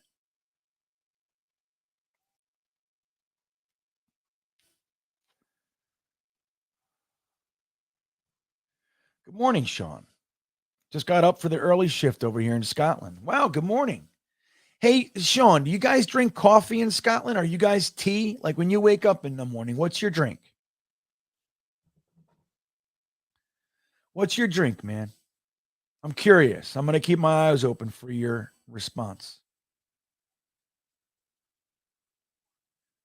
Let me see. I'm so happy you told us that, Dylan. Everybody congratulate Dylan. Let's give him a little fire emoji for Dylan's first ever house. He's moving out of Baltimore City into Baltimore County. You got to love it. You got to love it. That's up. Well, that sounds like an up to me. Let's give him some fire, huh? And if you're a stream beaner, give him the old fuck yeah. That's one of the emojis. Go ahead and give him that one. Let me see. There's some fire. Let me see. If you're a stream beaner like I am, give him the old fuck yeah. There it goes. I think that's what that is. And I'll give you a Fireman Ed. The animated Fireman Ed, that is. All right, good for you. Let me see what he said, though. Are you telling us? Let me see. Branch in the first to one. Dude, that's it, True Life. Like, that's my point. Perfect.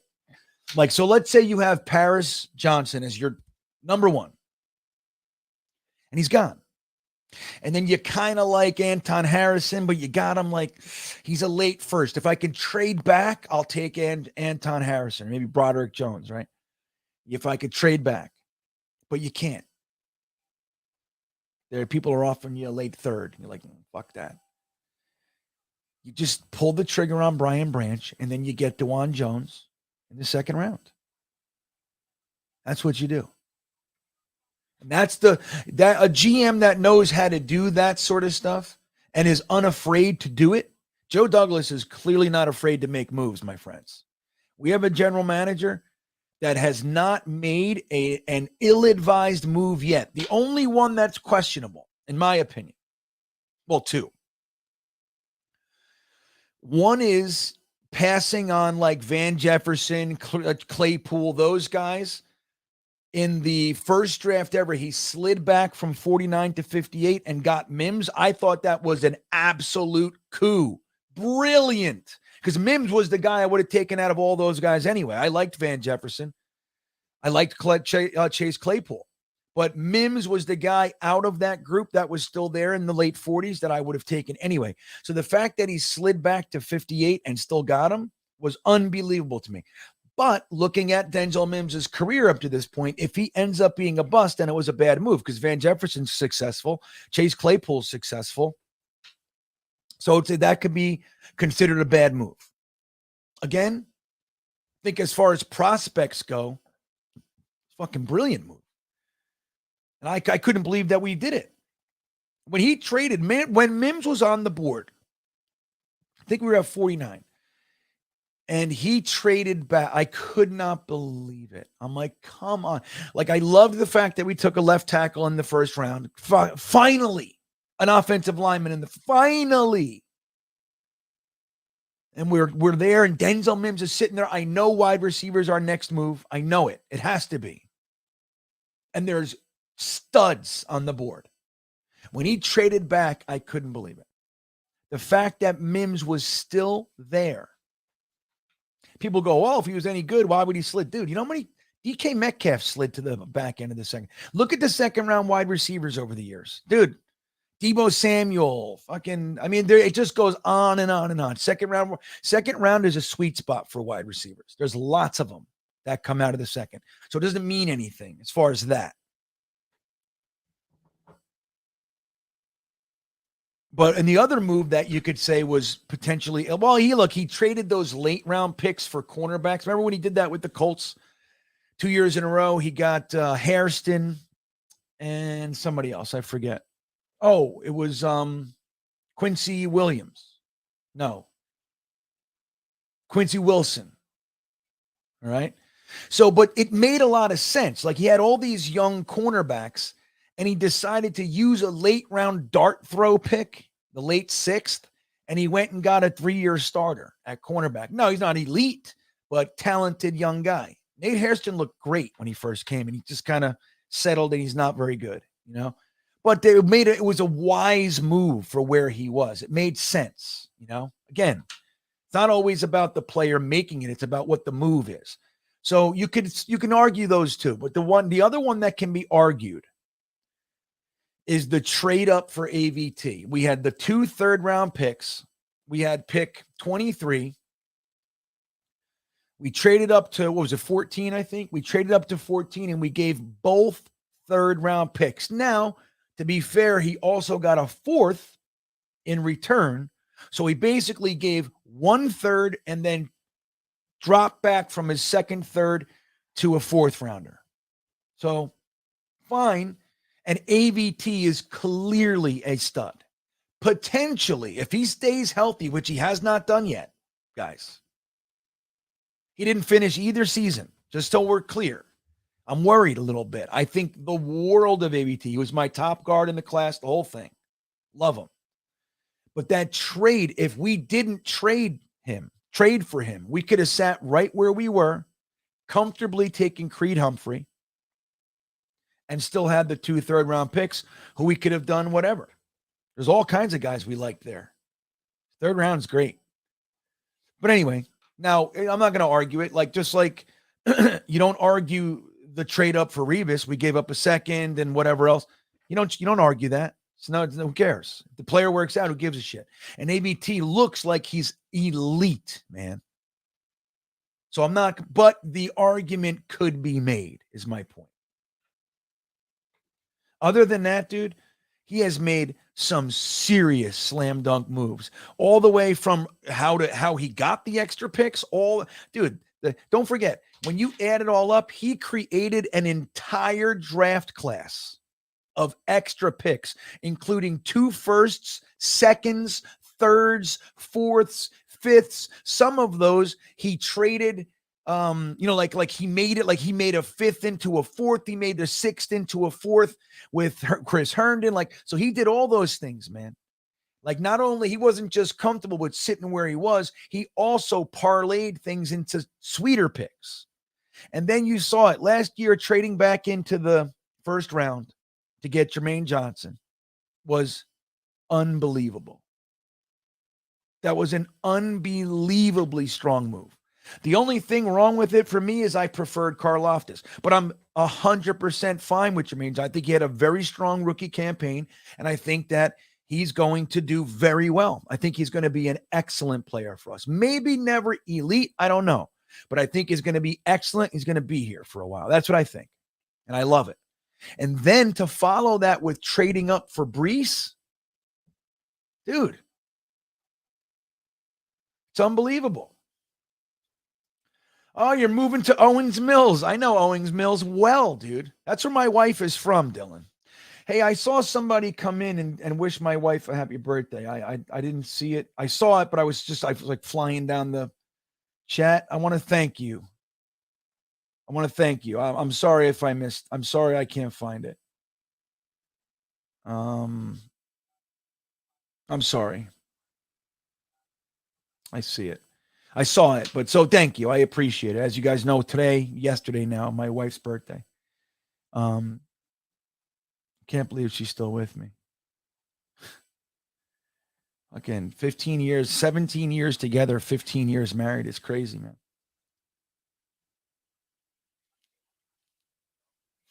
Right, like you did with JJ. The trades are incredible. Like Joe Douglas has a set on him. You guys know that. He's got balls.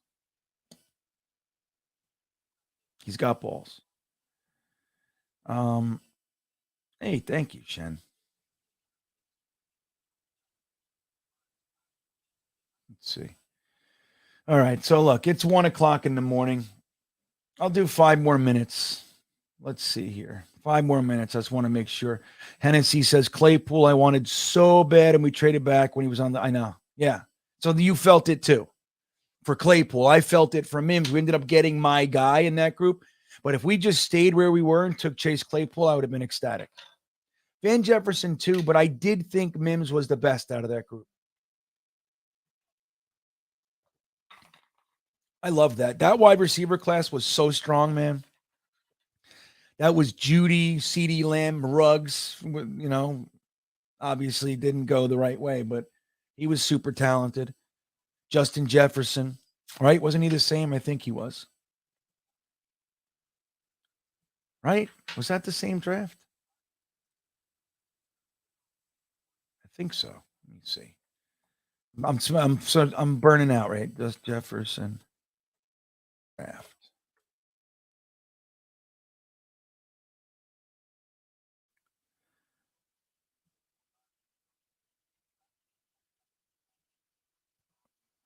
What year? 20. Justin Jefferson. How come they're not telling me the year? Let me see. High school draft. 2020. Yeah, same draft.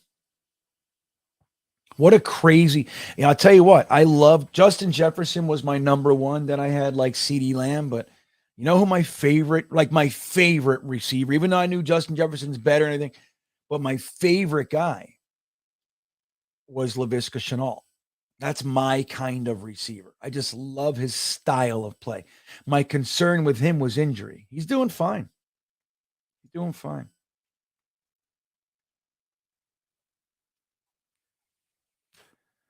Yeah, he'll be an all-pro. I agree, Soldier. I do. Yeah, I agree. I think JJ is a stud. That's what I think. I'm telling you, dude, what a draft last year. Amazing. And the balls to take Sauce Gardner when that wasn't a need. And then to follow that with Garrett Wilson, man. and then trade back and get Jermaine Johnson.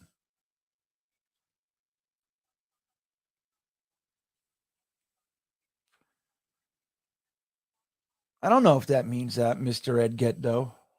Says, I love Branch, but then that means we don't get A-Rod. That doesn't necessarily happen. Like, it doesn't, the first for A-Rod isn't a guarantee. And I mean, like, you know, we got to see, right? Obviously, it could mean that. But I'll tell you what, Carr keeping the pick and bringing on Brian Branch and then having $10 million more and you can potentially have a quarterback. Carr might play 10 more years. He's 32, 35, whatever the hell he is. 32. Why can't he play till he's 40?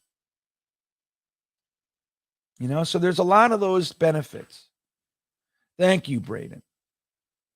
I appreciate it. You're a good guy. Matthew Smith. Oh, hey, happy birthday to you. There you go. So his birthday was yesterday too. Look at all you guys. You guys are the best. You guys are awesome. Joe D. Green Dog. Joe D could get you a Corvette for a Ford Focus. He could. And then they'd have to sweeten the deal. That's funny. Jim Dandy says, yeah, we're doing it ladies. Good, because I only catch the end. I know this is an extra hour and a half. Holy shit. It's an extra hour and 40 minutes. What are we doing, guys? What's wrong with us? Yeah, it is Miss. So yeah, you guys are the best. Thank you. But he says, yeah, we got the sauce, dude. The Raiders, dude, they took Ruggs as the first receiver in that class. Ruggs. Because he was the fastest. That's it. And he was good. Don't get me wrong. Ruggs is a talented receiver. Obviously, you can't predict what's going to happen in the years later. He didn't give you any indication to think that.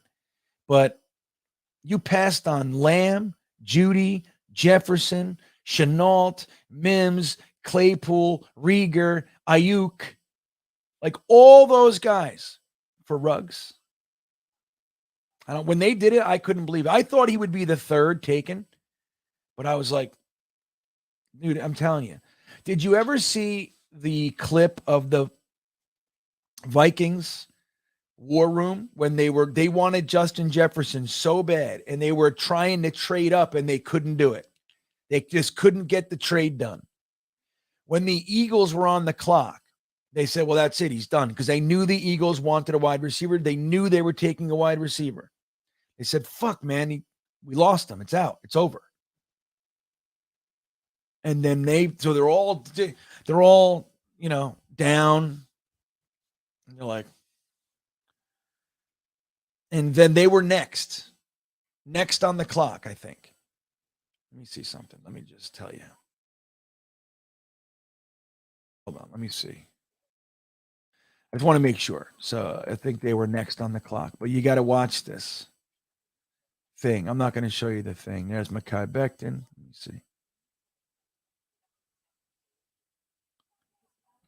Yep.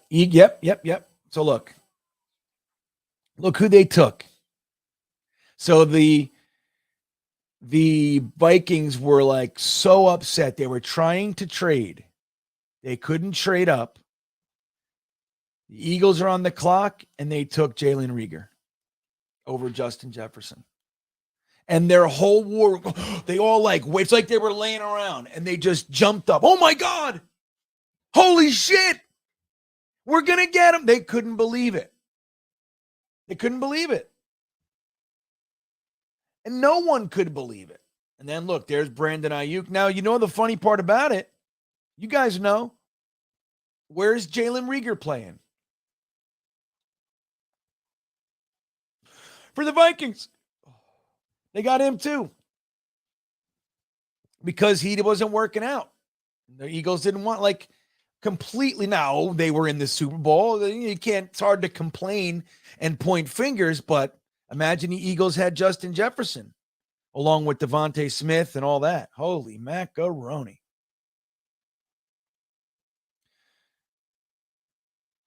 Yeah, crazy. Oh, my God. That's the thing. It's so funny, Rob, because, Mayock, he's widely considered a draft guru. And he goes and he accepts, what the hell is his name, man? I can't believe it. I'm so tired, I guess. The fucking coach from the Raiders, the blonde hair guy. Come on. I just can't find it in my brain. I know, Cleveland Farrell.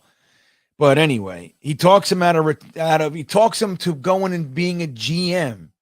And they take Ruggs over all those guys. They take Cleveland Farrell at the 4th overall pick. Like, it's not to say, oh, well, who couldn't know, dude? He was like, that was a very strong defensive line class. They took him right after Quinnen. And the whole NFL went, what? What? Gruden, thank you, Disinfo. Gruden. Thank you, Rusty. I see you guys. Rob. But yeah, dude, it's like there's that was the Jets for the longest time, man. And again, like, it's not to say every pick we do is going to work out. It doesn't work that way. But there is an appropriate way to go about this. And you can take swings every now and then. Like, dude, I know, people aren't going to agree with this, but you can do that every now and then. But most of your drafts should make sense. You would look at Jets drafts and you wouldn't even understand why they did any of it. Like, what are they doing? There's no plan. They're just picking people. It's like, makes no sense.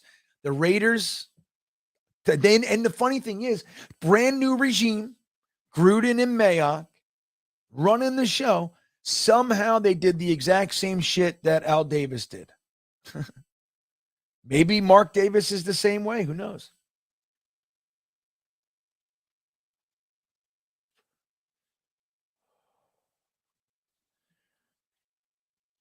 Tim says, who's my number one draft crush? Well, I'll tell you what. I'll give you like a guy that I really like. It's funny because we talk about it all the time in the mock. Somebody I really like. He's a mid-rounder.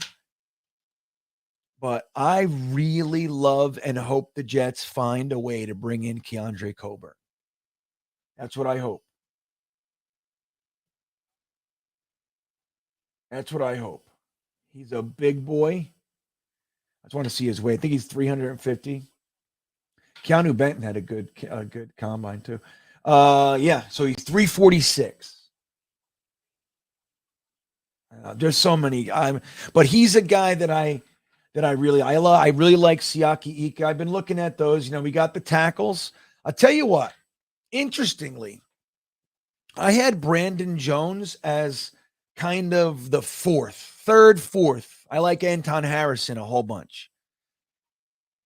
But I got to be honest, Dom C got me. Dom C got me. And I'm liking Broderick Jones. Right after Skronsky, I'm liking Broderick Jones, I think. That's what I think. But I really like Anton Harrison. And I like him because I think he might be there. I mean, maybe not. Depends, especially with the combine, right? But we don't know. But like, I really like him. And I think that he's one of the guys that are kind of being forgotten about a little bit. And if that remains, he's the kind of guy that might slip through the second. I'm probably not, honestly, but yeah, maybe. So I like him too. DeJuan Jones is another one, dude. 6'8", 360. But I don't know, man. You got Becton on one side. What's the problem with Becton? It's been his inability to stay healthy. Not like it was in college. That was not an issue. It's the pros. And so he's 6'7". Or no, he's 6'6", 3. He was 6'6", 367, right? That was what we got him. And he ballooned up and down and all. Now they're talking about maybe 340, 345 or something like that. That'd be incredible. Incredible. But then you bring in DeJuan Jones. He's 6'8", 360. Like, you're really playing with fire, man. That's what I'm saying. You want to bring in a guy 6'4", 310, 305. You know what I mean? Something like that. More athletic and functional strength than just massive.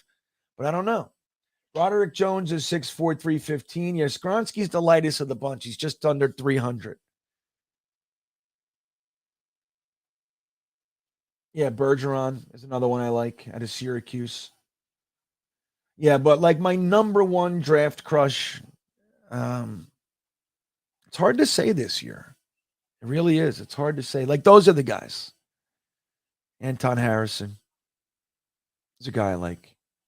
I love the centers, man. I like 4 centers, 5 centers that are just, I don't know, man. I think that this is the year to get a center, in my opinion.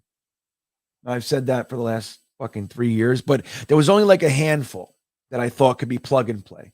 This year, I think there's, I mean, really, plug and play guys all the way down. So you got John Michael Schmitz, Luke Weipler, Steve Avila, who I love, Oluwatimi. You got Stromberg. I think all those guys are plug and play. Plug and play. Starter. You got them. They all got things to work on. All right, listen. It's 1 a.m. It's 1:04. I said I was going to go 15 minutes ago already. It's just the craziest thing. Guys, you're all very special to me. I appreciate the fucking 5 hours of live streaming that you hung out with me for today. With that all said, I hope you have a great night. You want to do a morning Jets thing? All right, guys, listen, have a great night. Thank you for the fun. Thank you for everything tonight. I hope you have a great rest of the evening. And good morning in Scotland. Have a great day at work, buddy. I'll see you guys later.